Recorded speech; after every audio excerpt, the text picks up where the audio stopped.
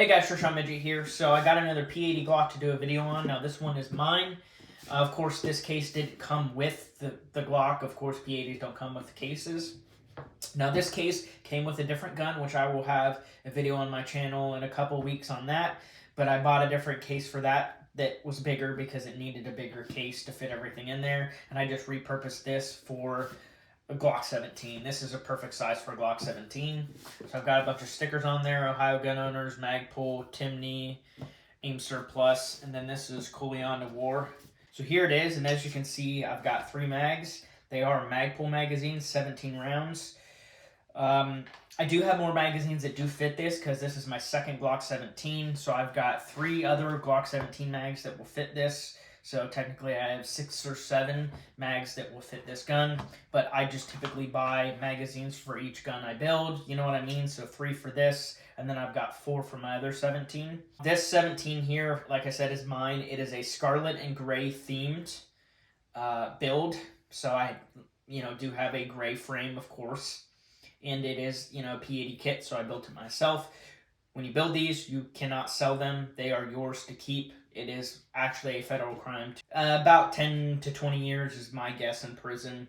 And also, some people have no idea, but felons can't own these or any other firearm. So there are already laws against criminals, getting their hands on these things. But, the federal government, the current administration is trying to crack down on these 80%. Of course they are, because they're authoritarians. I am a huge fan of these P80 frames for a couple of reasons. I like the texturing that goes all the way around the grip, and also the undercut on the Glock.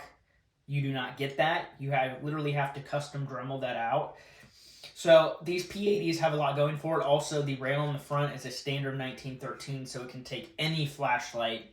Instead, the Glock types are pretty proprietary. Most of them. I don't know if the Gen 5, I'm pretty sure even the Gen 5, in the earlier generations were very proprietary. You'd have to use specific flashlights. So we'll start from the bottom here. I do have a magazine well, flared magazine well for it. It is in the color red. It's just anodized aluminum. It just allows for the magazine to go in there easier. It's mainly for looks, to be honest. It does add a little bit of an aesthetic to it.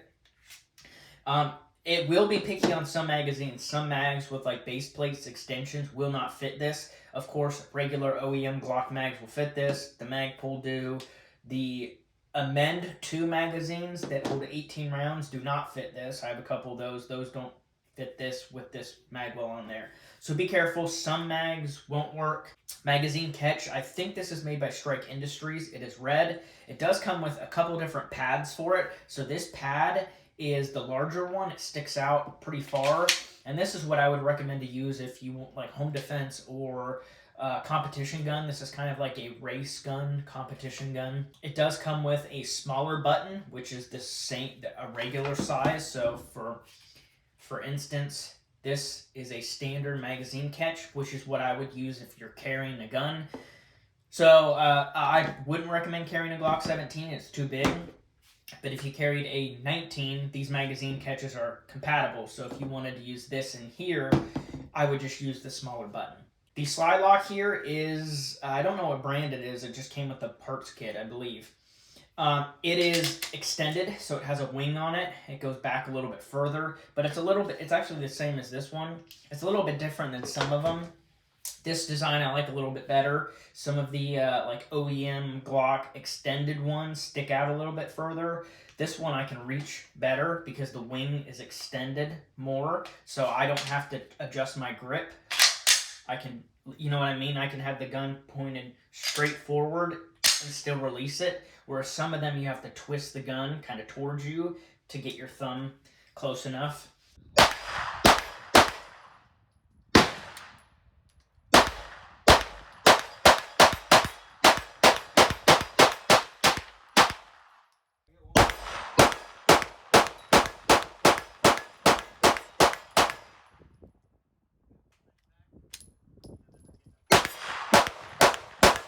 Now on the front of the frame, I do have a X300 Ultra Surefire, but it's fake.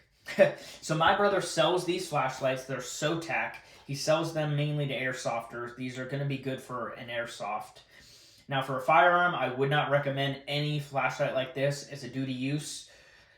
But this is not a duty gun. This is a plinker or a competition gun. So my brother gave me a good deal because I actually installed a trigger for him, and then I gave him $20 for this. I think normally he sells these for like, I want to say $80. They're kind of expensive, more than I would pay for a replica. But, you know, they're good for airsoft. Let's just put it that way. So it's SOTAC. They are made in China. It's a really good reproduction, man. I mean, it says Surefire on it, and then X300 Ultra. It's supposed to be 1,000 lumens, and I would say it is. And it's a decent flashlight. I've shot probably 800 rounds through this gun with the flashlight on there, and it's actually held up. Like, I'm kind of surprised it hasn't stopped working. It says the color gray, but it's more of a silver. I just figured it would match with this frame. So when I went to Texas, I picked it up from him. Obviously, when I flew back, it did not have batteries in it.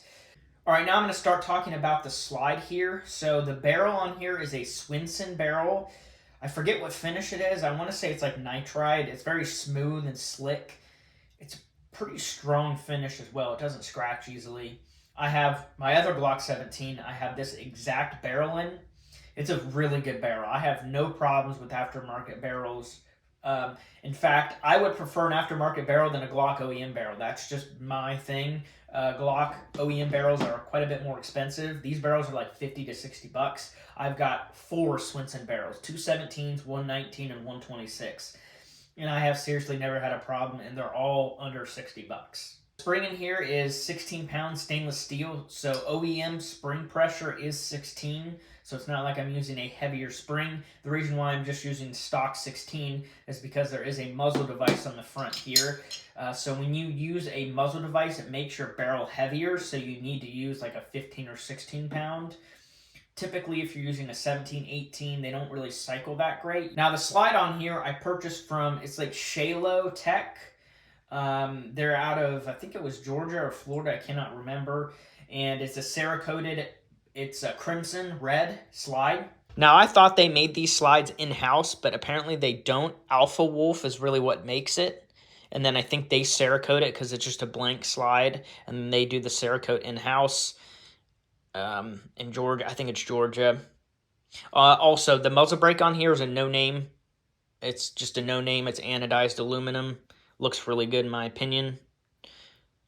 And the slide does have serrations on the front and back and also on the top. I really like the look of that. And then it's got 2 ports on the side.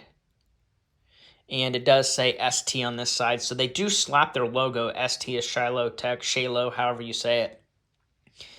I've never heard of the company before, but I'm very happy with the quality of the slide. Now, the sights that are on here are these.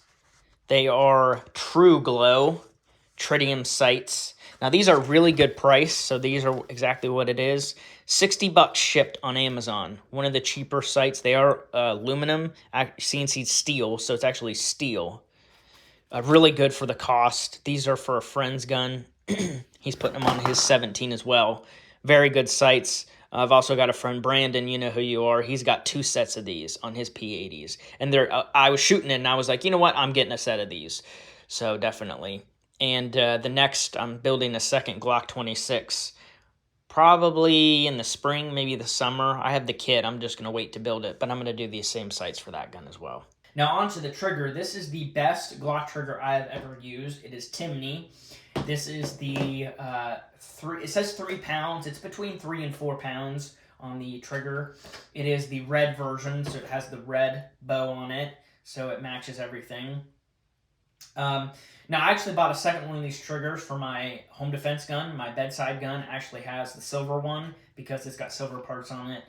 So I liked it so much, I bought a second trigger. Now, I did modify the trigger. It is adjustable, so let me get into this.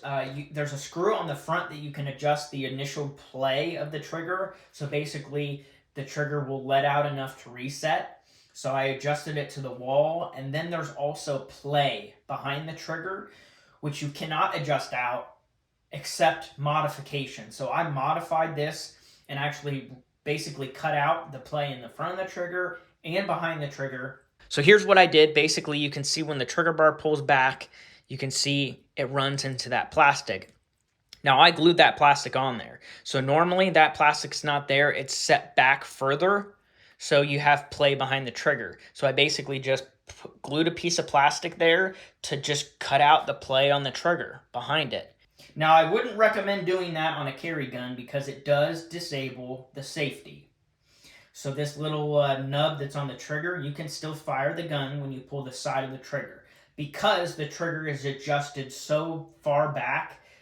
Now you probably could modify this, and I consider doing it. Taking the trigger out, you'd have to take the nub out of the trigger, and then you'd have to Dremel it down to a perfect point. Not too much, not too little, otherwise it won't, the safety won't work. Just enough for it to still hit the frame, because that's what that piece does. That red piece hits the frame on the inside and just makes it so you can't pull the trigger if you don't push that piece in. So it will disable that part. Now that's not a big deal for my two builds because this is a competition gun. It's not going to be holstered. It's just range, for shooting at the range. And also if I want to do like a steel match. And for my bedside gun, the chamber's always clear. If somebody breaks in the house, rack one in. I've got an Extendo 24-round mag in there.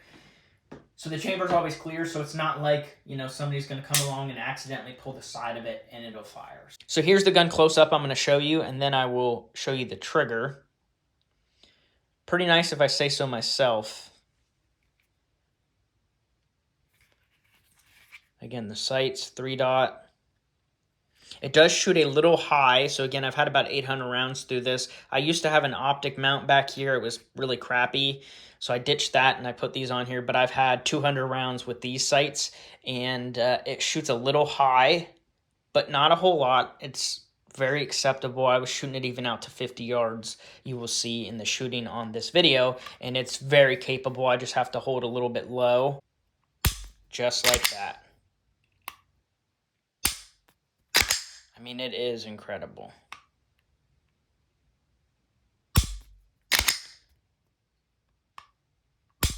I mean, there's no extra travel in front or rearward.